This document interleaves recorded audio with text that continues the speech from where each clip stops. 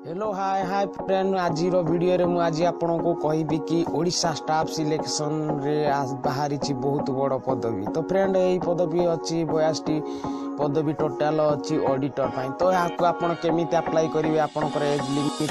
Qualification केते आपन पकई पारे कि नहीं यार शेष तारीख केते दरमा केते टोटाल डिटेल मु आपन कहबी। तेणु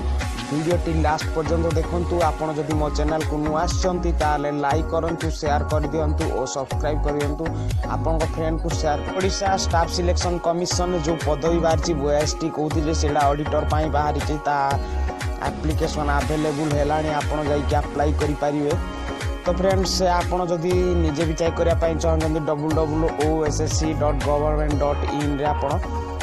जाइए क्लिक करके आपन से PDF डाउनलोड कर पाइबे कौन कौन डिटेल्स आपन निजे मधे चेक करिया। तो फ्रेंड एथि पई आपन को कैंडिडेट एप्लीकेट DF कॉपी सर्टिफिकेट और ओरिजिनल सर्टिफिकेट कमीशन मैंने आपन ओरिजिनल सर्टिफिकेट की एगुडा डॉक्यूमेंट किछि आपन को पई अलगा कौन रोचे या कैंडिडेट अपलोड डॉक्यूमेंट आपन डॉक्यूमेंट अपलोड करबा निहाती दरकार। एडवांटेज अनुसार the candidate shortest viva voice produce original आपनकर भाइबा टेस्ट ही पारे भी हबो मध्य अपलोड आपन सर्टिफिकेट और अलगा फोटोकॉपी ये सब अपलोड करबा दरकार। तो फ्रेंड आपन को एथि सर्टिफिकेट और डॉक्यूमेंट अपलोड करबा दरकार एथि आपन जो डेट अछि ता पूर्वरु। तो friend it should be not case any discrepancy not notice verification certificate original upload copy document आपन को जानि कि ओरिजिनल सर्टिफिकेट डॉक्यूमेंट जदि आपन एनी केस आपन जदि स्कैन करि नथिबे जेरोक्स टू स्कैन करते आपन को फॉर्म टी रिजेक्ट हो पारियो हो जाई पारे। तो मिनिमम एजुकेशन क्वालिफिकेशन आपनकर मिनिमम क्वालिफिकेशन होउची बैचलर इन डिग्री आपन करिथवा दरकार किछि रिकॉग्नाइज यूनिवर्सिटी एटा ही आपन मिनिमम क्वालिफिकेशन मागुछि ओ आपन कंप्यूटर करिथवा दरकार निहाती करिथवा दरकार। आपन एज लिमिट होछि 21 वर्ष रु 32 वर्ष हेतिवा दरकार। आपन ST/SC SC/BC ओमेन PWD और ex serviceman ex service contractual employ जदि आपन अछंती तो आपन को पई एज लिमिट। तो फ्रेंड यहीपरी सब अच्छी आप डिटेल्स पढ़े। तो मुझे आपन को किछि कह दूँ आप सिग्नेचर स्कैन करेंगे सिग्नेचर स्कैन निहाती दरकार आपनकर ये सब डॉक्यूमेंट दरकार। आपन को no call letter admission letter for requirement any stage should be send candidate for आपन को एड्रेस रे आपनकर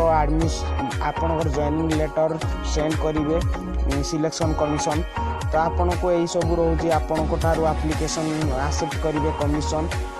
और फ्रेंड आपन को हाउ टू आपन केमिति अप्लाई करेंगे आपन केमिति अप्लाई करेंगे सेटा मु कहूँ आपन को अप्लाई करिया पई आपनकर डिपॉजिट करिया पड़ियो गोटे मनी 100 टंकार आपन ऑनलाइन चालान काटी पारिबे किंबा आपन ए वेबसाइट की जाई कि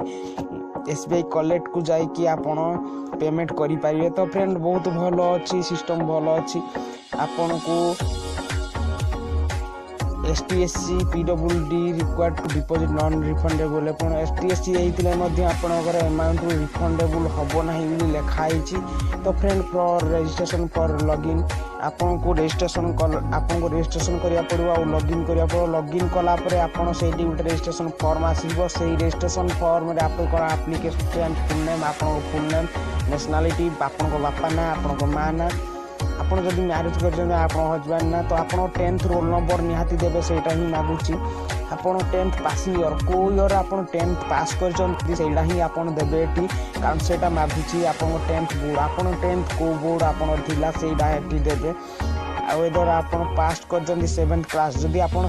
7th क्लास ओडिया एग्जाम रे पास करछि ताहा एठी देबे। मोबाइल नंबर आपन कर देबे जदि ईमेल आईडी अछि देबे न देले भी चलियो। तो फ्रेंड ईमेल आईडी जदि देथिबे आपन मेल आईडी का आपन और सब इन्फॉर्मेशन आसी जिवो।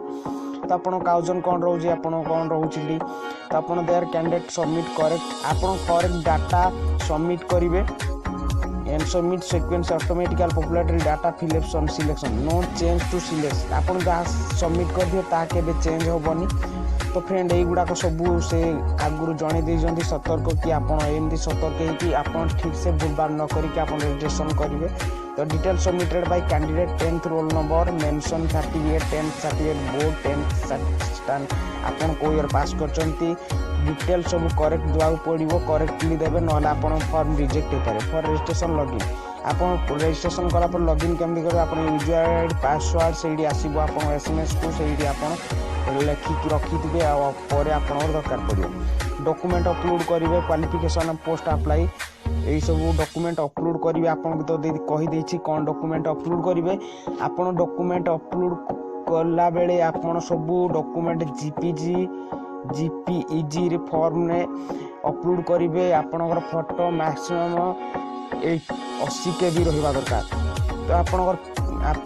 जदि कहबी 10th स्टैंडर्ड सर्टिफिकेट आप 10th certificate roll number file size 300 KB यही 300 KB रही चलो पीडीएफ सपोर्टेड पीडीएफ सपोर्ट कर +2 इक्विवेलेंट सर्टिफिकेट सब 300 KB रे आपणकर अपलोड हम तो फ्रेंड बहुत भल अच्छी आपणकर अप्लाई करूँ समस्त को तो सही फोटो कॉपी अपलोड से एका सिस्टम अच्छी तो आपण ये सब सबमिट करेंगे आपन को ऑनलाइन रे चालान काटिया पड़ो एसबीआई कलेक्ट देखो ये लिखि दिखाई आपन जदि चालान काटि पारना ऑनलाइन एसबीआई कलेक्ट को जाकि आप पेमेंट करेंगे तो फ्रेंड आपन अप्लाई करंतु तो candidate should be pass valid email ID और mobile number which should active in publication finally आपणकर ईमेल आईडी यही गुड़ाक आपणकर जहाँ पासवर्ड यही क्या देवेनि तो फ्रेंड बहुत भल अच्छी आपन जॉब अप्लाई करंतु बेटर हम तो फ्रेंड बहुत भल अच्छी प्राइमरी एग्जाम आपणकर कौन आपन को मेन जिनस जोड़ा कि आउ अदर अच्छी से मुझे स्किप कर देछि आपन निजे देखिए कौन अच्छी तो फ्रेंड मुझे कहबी आपन एग्जामिनेशन जो हम आपनकर कौन कौन एग्जामिनेशन हम आपन को प्राइम एग्जाम हम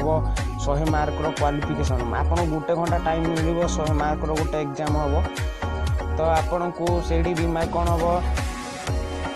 the remarks required primarily candidate numbering 12 time vacancy category आपन बहुत भल अच्छी मेन रिटन एग्जाम गोटे हम 200 मार्क आपन कंप्यूटर प्रैक्टिस टेस्ट आपन कंप्यूटर प्रैक्टिस आपन कंप्यूटर ठीक से प्रैक्टिस अच्छी कि नहीं से 50 मार्क गोटे हम भाइबा टेस्ट हम आपन जाकि पचारे से भाइबा टोटाल 225 मार्क एग्जाम हम बहुत भल अच्छी एग्जाम कौन हम पेपर 1 हूँ मैथमेटिक्स और जनरल स्टडी आपड़ जब जानते भल अच्छी आपको 100 मार्क हम ओएमआर टेस्ट हम आप पेपर 2 हम कौन जनरल इंग्लिश 50 मार्क पेपर 3 हम ओडिया लैंग्वेज भल अच्छी एग्जाम सिस्टम अच्छी आपन को ये सिलेबस अच्छी आप सिला पढ़ी पारे तो फ्रेंड ये सब अच्छी आप कंप्यूटर स्किल 50 मार्क हम जोड़ा कही कि आप कंप्यूटर स्पीड केते कौन अच्छी बेसिक नॉलेज केते कौन अच्छी भाइबा टेस्ट हम verification of certificate and submission of आपन सर्टिफिकेट और डॉक्यूमेंट सब ठीक अच्छी कि नहीं आप भूल देचंती से गुड़ाक सब आपनकर वेरीफाई हम तो फ्रेंड जॉब सिलेक्शन भल अच्छी आपन जाइए अप्लाई शीघ्र जाइए से वेबसाइट को जाइए www.ossc.government वेबसाइट की जाइए आप निजे चेक करूँ और पीडीएफ लिंक डिस्क्रिप्शन में मुझे वेबसाइट लिंक डिस्क्रिप्शन देती जाइए चेक करूँ और जॉब निहाती अप्लाई करूँ आपण फ्रेंड और आपण परिवार जी कि भी अच्छे अप्लाई करूँ और मो वीडियो को शेयर कर दिंतु जमती से जॉब विषय जापर तो फ्रेंड मो वीडियो जब आपको भल लगी था लाइक करेंगे शेयर करेंगे और सब्सक्राइब करेंगे।